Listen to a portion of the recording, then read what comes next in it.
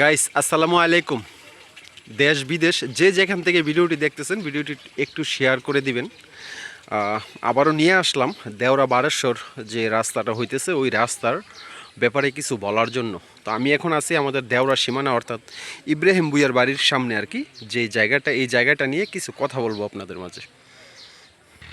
আচ্ছা, যেই বিষয়টা নিয়ে কথা বলবো এটা হইতেছে, ধরেন আমাদের এই রাস্তার এই জায়গাটা খালের সমান সমান। এই যে আমি এখান থেকে যদি আপনাদেরকে দেখাই তাইলে দেখেন এখন বর্তমানে খালে যেই পরিমাণ পানি আছে 1 থেকে 1.5 হাত উঁচা আছে। তো আমাদের একটা দাবি ছিল শুরু থেকে যে এই জায়গাটা যেন মিনিমাম 3 থেকে 4 হাত উঁচা করতে হয়, অর্থাৎ ওই যে ব্রিজটা আছে ওই রাস্তাটা, দেওরা ডালপাড়ের যে রাস্তাটা ওই রাস্তাটার সমায়ন যদি করে তাইলে গিয়ে কিন্তু আপনার পানি থেকে বাঁচায় রাখা যাব। আর যদি আপনার জুড়ে যদি একটা বৃষ্টি আইয়ে তাহলে কিন্তু এই রাস্তাটা বৃষ্টির পানিতে তলে যাব।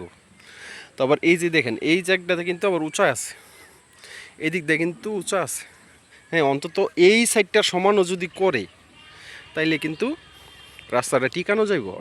আর যদি উঁচা না করে তাইলে কিন্তু আপনার রাস্তাটা টিকানো সম্ভব না, আর আমরা চলাচলও করতে পারবো না।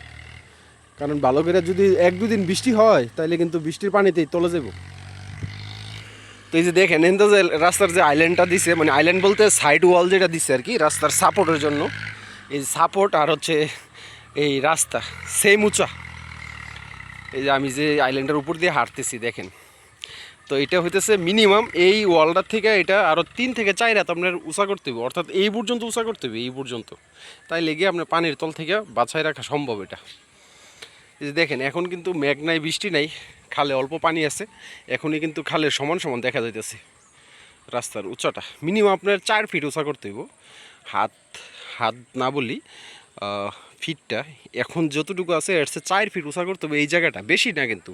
আপনার ওই ব্রিজটার থেকে এই যে মামু যে বৈশা রয়েছে এই পর্যন্ত এই জায়গাটা উঁচা করতে হইব।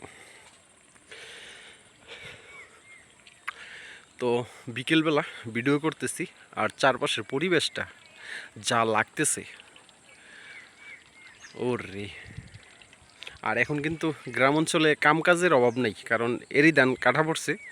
প্রত্যেক বাড়িতেই কিন্তু কম বেশি সবাই ধান মোটামুটি করে, কারণ সবাই গ্রামের মানুষ চিন্তা করে যে ঘরের চাউলটা যদি ঘরের থাকে তাইলে সংসারের অভাব থাকে না। আর যে ফ্যামিলিতে আপনার চাউল কিনা লাগে ওই ফ্যামিলিতে নাকি সবসময় অভাব থাকে। তো ঘরের চাউলটা কিনা থাকলে নিজের থাকলে ভালো থাকে আর কি। অন্তত সবাই যতটুকু সম্ভব এতটুকু করে আর কি ধান চাষ। আর ওখানে ওই যে রাস্তার বালু নিতেছে, তো গাড়ি ডাইবা গেছে, গাড়ি নিয়ে সবাই দেখলাম টানাটানি করতেছে আর কি।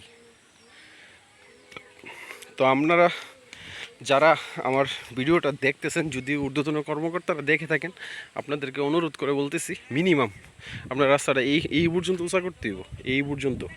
তো এখনকার হিসাবে যদি যতটুকু এই বক্সটা করছে এই বক্সটা সমান উঁচা হবে, আর এতটুকু উঁচা করলে কিন্তু আপনার সম্ভব না। রাস্তা পানির তলে চলে যাবে প্রত্যেক বছর, কারণ এই জায়গাটা কিন্তু অনেকটা নিচা। আমাদের এই সাইডের জমিগুলো থেকে এই সাইডের জমিগুলো অনেক নিচা, এগুলো কিন্তু ভালো পানি থাকে। তো আমি বলতেছি আপনারা একটু দেখবেন চিন্তা করে যে এই রাস্তাটা উঁচা কীভাবে করা যায়। দেখেন ওই রাস্তাটা আর এই রাস্তাটা দেখেন কতটুকু ডিফারেন্স। আর এই রাস্তা কিন্তু ওই দেওয়ালের থেকে কিন্তু রাস্তা নিচা অনেক দেখা যায়, এই যে বোঝা যায়।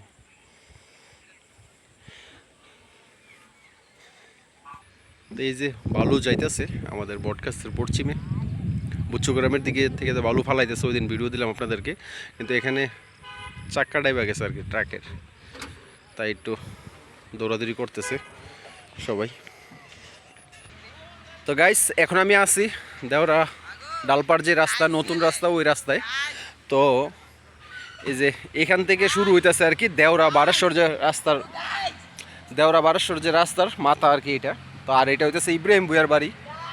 তো এখান থেকে রাস্তাটা শুরু। তো আমি আজকে ভিডিওটা করতেছি এই একটা কারণে, যেন এই রাস্তাটা আমাদের উঁচা দরকার। তবে যত এই যে বালু ফালাইতেছে দেখতেছেন,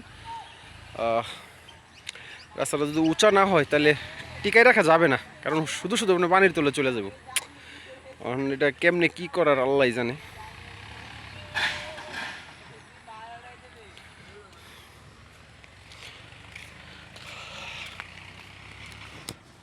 তো এই যে আমাদের উবের চকের ভিউ, আর এই যে আমি লঙ্গি পইরা বিকেলবেলা হাঁটতেছি।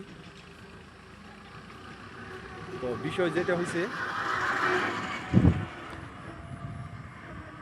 অটোটা যাইতেছে, আর এই যে আমাদের পুবের বিল দেখেন সব পাকিয়া গেছে ধান।